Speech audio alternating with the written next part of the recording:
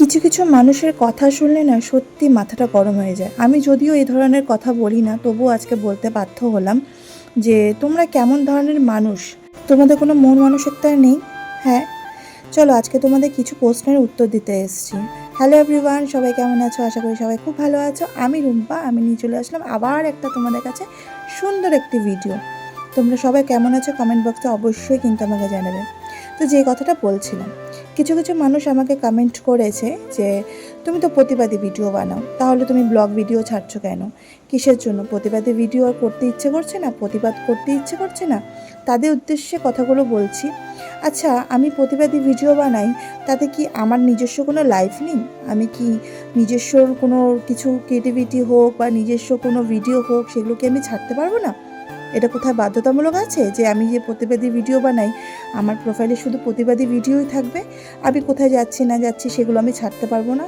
তোমাদের কি মনে হয় যে আমি কি মানুষ না? আমার কি নিজস্ব কোনো লাইফ নেই? আচ্ছা, আমি এই যে ভিডিওগুলো তোমাদেরকে দিই, মানে এই ভিডিওগুলো তোমাদের জন্য করি, আমারও তো ইচ্ছা করে যে আমি কি করছি না করছি তোমাদেরকে জানানোর জন্য। আমারও ইচ্ছা করে যে আমি মাঝে মাঝে কয়েকটা ব্লগ ভিডিও ছাড়ি, যাতে মানুষ আমাকে চিনতে পারে যে আমি শুধু প্রতিবাদী ভিডিও করছি না, আমি আমার নিজস্ব লাইফও তোমাদের সাথে শেয়ার করতে চাই। হ্যাঁ, আমার আর একটা পেজ আছে, সেই পেজে আমি ছাড়তে পারি, কিন্তু আমি বড় পেজেও ছাড়ি, তাতে কি আছে সমস্যা? কিছু তো সমস্যা নেই, তাই না? আমার লাইফ আমি কিভাবে কি করব না করবো সেটা একান্ত ব্যক্তিগত ব্যাপার আমার। আবার কিছু কিছু মানুষকে কমেন্ট করতে দেখলাম যে ওখানে অনেকে বলছে যে তুমি সারাক্ষণ ঘোরো, কি করো? তোমার কোনো কাজকর্ম নেই, বাড়িতে কোনো কাজ নেই, তোমার সংসার নেই, কিছু নেই? না, নেই, আমার কিছুই নেই, আমি ঘুরতে ভালোবাসি, আমি সারাক্ষণ ঘুরি।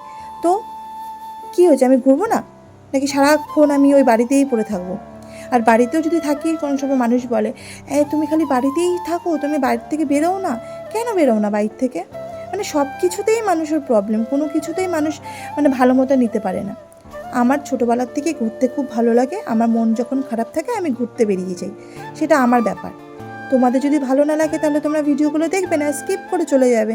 আমি তো তোমাকে জোর করিনি তোমাদের যে আমার ভিডিওগুলো দেখোই, না দেখলে হবে না, দেখতেই হবে তোমাদেরকে।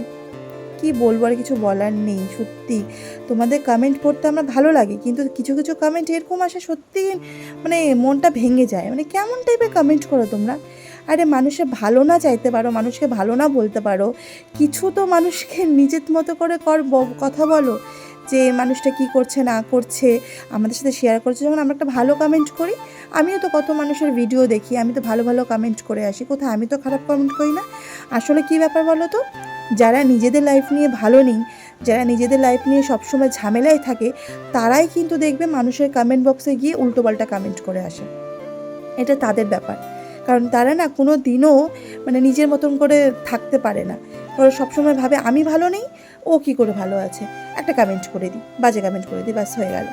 তো যাই হোক, অনেক কিছু অনেক কথা বললাম। তো আজকে আমরা এসেছিলাম একটা জায়গায়, তোমাদেরকে সেটা আমি পরে বলবো, পরে শেয়ার করব কোথায় এসেছি, কিসের জন্য এসেছি। মানে আমার জীবনে একটা ভালো জিনিস আসতে চলেছে, তো সেই জায়গাটাই আমরা এসেছি। আমি আর আমার ছেলে, আমার হাজব্যান্ড, তিনজনে মিলে এসেছি।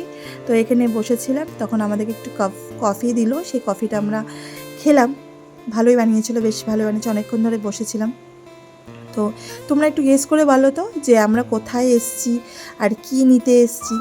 আমি এটা সবই মানে সব কিছু পরে শেয়ার করব, কবে নিব না নিব। আমরা আজকে কথা বলতে এসেছিলাম, তো যাই হোক সেটা পরের কথা। দেখো আমি চা খেতে খেতে চাটা পড়ে গেছে, আমার এই অভ্যাসটা কোনোদিনও যাবে না সত্যি। তো ওখানে কথা বলা হয়ে গেছে আমাদের, আর বাইরে প্রচণ্ড বৃষ্টি হচ্ছিলো, প্রচণ্ড, এত বৃষ্টি হচ্ছিলো আমি কি বলবো তোমাদের। তারপরে আমরা গাড়িটা পার্কিং করে আমরা ভাবলাম যে বাইরে যখন এসেছি, বাড়িতে আমি রান্না করিনি আজকে, তাই জন্য ভাবলাম যে বাইরে খেয়ে যাই। তো আমাদের শিব মন্দিরে একটা খুব ভালো হোটেল আছে, মানে যেটাকে পায়েস হোটেল বলে। তো ওখানে আমরা গেলাম, ওখানে গিয়ে আমরা মানে খাওয়া দাওয়া করবো। জয়মাতারা হোটেলটা বেশি নাম ছিল।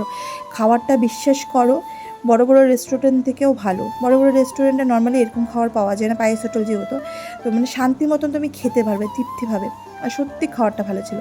তো আমরা নিয়েছিলাম থালি, যেখানে ছিল ডাল, আলু ভাজা, তারপরে একটা সবজি ছিল, লেবু, লঙ্কা, পেঁয়াজ, আর আমরা নিয়েছিলাম মাটন।